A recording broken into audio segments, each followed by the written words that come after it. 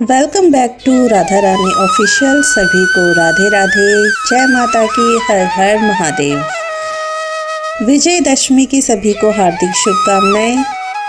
अश्वरी माह के शुक्ल पक्ष की दशमी तिथि को विजयदशमी कहा जाता है। इस दिन विजयदशमी नाम के पीछे अनेक कारण शास्त्रों में प्राप्त होते हैं। यह दिन देवी भगवती के विजय नाम पर विजयदशमी कहलाता है। इस दिन भगवान श्री राम ने लंका पर विजय प्राप्त की थी, इसीलिए भी इसे विजयदशमी कहा जाता है। ज्योतिष शास्त्र के अनुसार अश्विनी शुक्ल दशमी के दिन तारा उदय होने के समय विजय नामक काल होता है, इसीलिए इसे विजयदशमी कहा जाता है।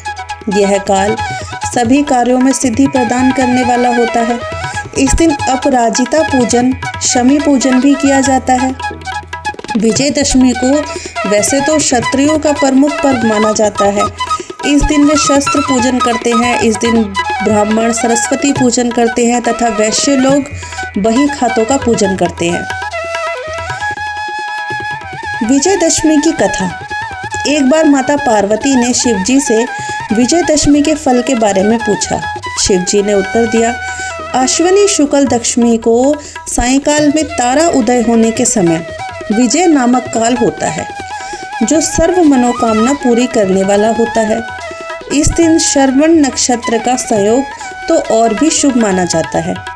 भगवान राम ने इसी विजय काल में लंकापति रावण को परास्त किया था और इसी काल में शमी वृक्ष ने अर्जुन के गांडीव धनुष को धारण किया था। शिवजी ने उत्तर दिया, दुर्योधन ने पांडवों को जुए में हराकर 12 साल का वनवास तथा 13 साल में अज्ञातवास की शर्त रखी थी। 13वें साल में यदि उनका पता लग जाता तो उन्हें पुनः 12 साल का वनवास भोगना पड़ता।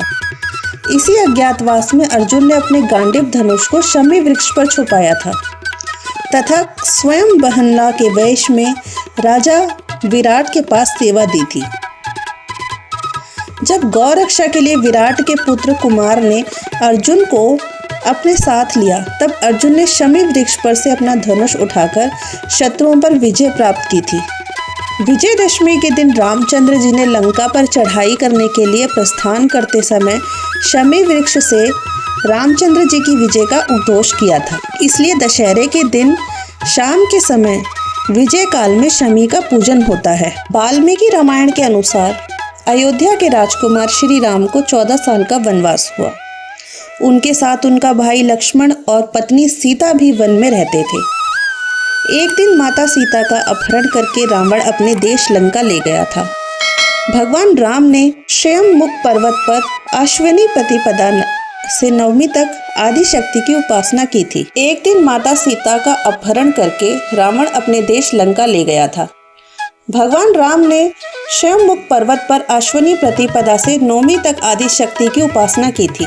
इसके बाद भगवान श्री राम इसी दिन किष्किंधा से लंका के लिए रवाना हो गए थे। प्रभु श्री राम ने हनुमान, सुग्रीव, जामवंत, अंगद और विभीषण की मदद से लंका पर हमला कर दिया और राम और रावण के बीच भयानक युद्ध हुआ।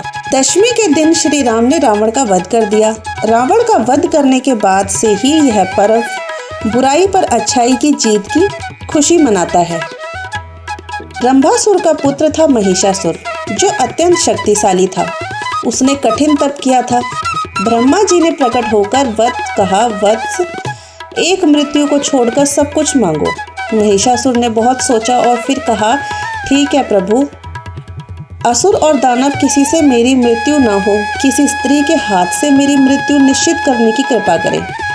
ब्रह्मा जी एवं मस्तु कहकर अपने लोक चले गए। प्राप्त करने के बाद उसने तीनों लोकों पर अपना अधिकार जमा कर त्रिलोकापति। तब भगवान विष्णु ने सभी देवताओं के साथ मिलकर सबकी आदि कारण भगवती महाशक्ति की आराधना की। सभी देवताओं के शरीर से एक दिव्य तेज निकलकर एक परम सुंदरी स्त्री के रूप में प्रकट हुआ। हिमवान ने भगवती की सवारी के लिए सिंह दिया तथा सभी देवताओं ने अपने अपने अस्त्र शस्त्र महामाया की सेवा में प्रस्तुत किए। भगवती ने देवताओं पर प्रसन्न होकर उन्हें शीघ्र ही महिषासुर के भय से मुक्त करने का आश्वासन दिया। भगवती दुर्गा हिमालय पर पहुंची, अट्टहास पूर्वक घोर गर्जना की। महिषासुर के असुरों के साथ उनका भयंकर युद्ध छिड़ गया। एक एक करके महिषासुर के सभी सेनानी मारे गए। फिर विवश होकर महिषासुर को देवी के साथ युद्ध करना पड़ा। महिषासुर ने नाना प्रकार के माइका रूप बनाकर देवी को छल से मारने का प्रयास किया।